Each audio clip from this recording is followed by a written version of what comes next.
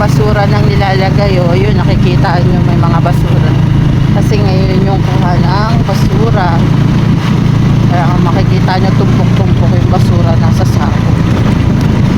Ayan. Ang basura. Ayun. Kukunin yan mamaya ng mga basurero. Ayun. Dito. Ayan. Nasa labas na. Kasi ngayon yung daan ng basurero.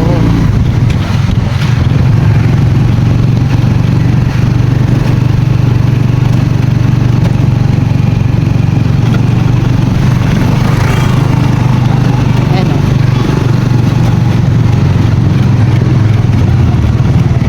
Di pa nadaan yung basura. Ayan na. Ayan o. Tumpok-tumpok yan. Ngayon lang umaga yan ilalabas kasi bawal ilabas yan ng hindi dadaan ng basurero. Kahit gabi bawal yan ilabas kasi may mga aso na sumisira dyan sa mga basura. Kaya dapat umaga. Ayan, napansin nyo. Ayan na yung truck ng basura. Kinukuha na nila yan. Tumpok-tumpok yan. Dito sa part na to, wala na mga basura.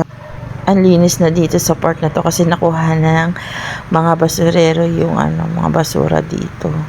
Tingnan nyo, ang linis na. Diba? Linis na yung mga nakuha na yung mga basura. Makita nyo, wala nang tumpok-tumpok.